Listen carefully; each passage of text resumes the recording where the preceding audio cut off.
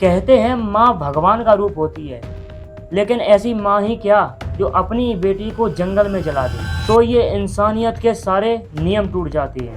2012 में एक लड़की गायब होती है, कोई पोस्टर नहीं छपता और ना ही कोई पुलिस कंप्लेन होती है। और 3 साल बाद जब उसकी लाश मिलती है तो पता चलता है हत्यारी कोई और नहीं, उसकी माँ थी। आज की रियल स्टोरी, शीना बोरा मर्डर केस। एक ऐसा केस जिसने अमीरों की दुनिया का काला सच उजागर किया। शीना बोरा असम की थी और उनका जन्म सन 1987 में हुआ था। और शुरुआत में उसे बताया गया कि उसकी माँ नहीं है, उसकी जो नानी है वही उसकी माँ है। लेकिन सच्चाई कुछ और है। इंद्राणी मुखर्जी, जो कि एक हाई सोशलाइट थी, असल में वो शीना की माँ थी, लेकिन उसने दुनिया को बताया कि शीना मेरी बहन है। इंद्राणी ने कभी भी शीना को अपनी बेटी नहीं माना, क्योंकि वो खुद अपनी पहचान छुपाकर एक अमीर और रसूखदार दुनिया में जीना चाहती थी। शीना की परवरिश असम गुवाहाटी में हुई, लेकिन वो मुंबई आई और रिलायंस ADAG में नौकरी करने लगी। धीरे धीरे वो अपनी माँ इंद्राणी के करीब आने लगी, लेकिन इंद्राणी के मन में एक अजीब सा डर बैठ गया।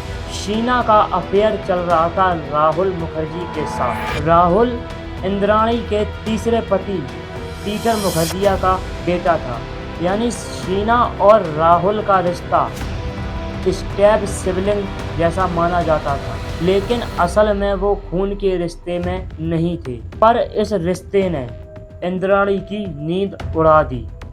उसे डर था कि अगर ये रिश्ता सामने आया तो उसकी असली पहचान और उसकी बेटी और उसका जो पहला रिश्ता था, मतलब जहाँ पहले शादी हुई थी, वो सारी पहचान बाहर आ जाएगी और उससे उसका हाई सोसाइटी स्टेटस खतरे में पड़ जाएगा। 24 अप्रैल 2012 इंद्राणी ने शीना को फोन किया और कहा, डिनर पर मिलते हैं बेटा। शीना आई और इंद्राणी और उसका ड्राइवर श्यामवीर राय और उसका एक आदमी संजीव खन्ना पहले से ही सारा प्लान करके बैठे थे। शीना को कार में ही गला घोंटकर मार डाला गया और बाद में एक सूटकेस में भरकर ले गई। पनवेल मुंबई से बाहर जंगलों में लाश को पेट्रोल डालकर ऐसे जलाया गया और इस पूरे मामले को इंद्राणी ने ऐसे छुपाया जैसे कि कुछ हुआ ही ना हो। इंद्राणी ने ऑफिस में बोल दिया कि जो शीना है वो हायर स्टडीज के लिए अमेरिका चली गई है। शीना का फोन बंद करा दिया गया, उसके सारे सोशल मीडिया अकाउंट डिलीट करवा दिए गए और तो और सबूतों को मिटा दिया गया।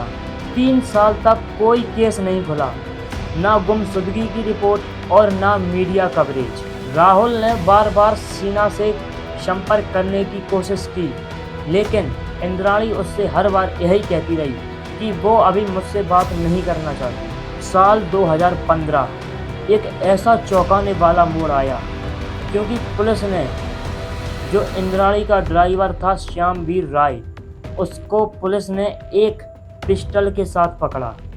पूछताछ में उसने कबूल कर लिया कि मैंने और इंद्राणी ने एक लड़की को मार डाला था और उसे जंगल में जला दिया था। केस खुलते ही तहलका मच गया। CBI ने जांच शुरू की।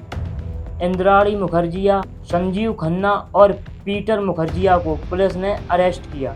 जेल के अंदर इंद्राणी ने खुद को निर्दोष बताया और कहा, मैंने किसी को नहीं मारा, लेकिन कॉल रिकॉर्ड्स, लोकेशन और ट्रैकिंग ने उसे फंसा दिया। पीटर मुखर्जिया ने भी माना कि उसे शक तो था, लेकिन इतना यकीन नहीं था कि इंद्राणी मुखर्जिया इतना भी गिर सकती है। CBI चार्जशीट में साफ बताया गया कि इंद्राणी ने अपनी ही बेटी की हत्या की, क्योंकि वो अपनी छवि को बचाना चाहती थी। अभी तक केस निपटा नहीं है, लेकिन 2022 में इंद्राणी को बेल पर जेल से छुड़ा लिया गया।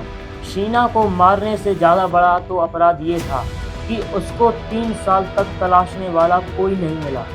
एक लड़की जो माँ की ममता खोज रही थी और उसे ही उस माँ ने मौत दे दी। इस केस ने इंडिया को सिखा दिया और दिखा दिया कि लालच, झूठ और सोशल स्टेटस इंसान के सिर चढ़ जाता है तो रिश्तों की लाशें बनती हैं। अगर ये रियल क्राइम स्टोरी आपको अंदर तक हिला गई हो तो इस वीडियो को करना एक लाइक और कमेंट में ये ज़रूर बताना कि क्या इंद्राणी को जिंदगी भर की सज़ा मिलनी चाहिए थी। सब्सक्राइब कीजिए योर अनसोल्ड यूट्यूब चैनल को।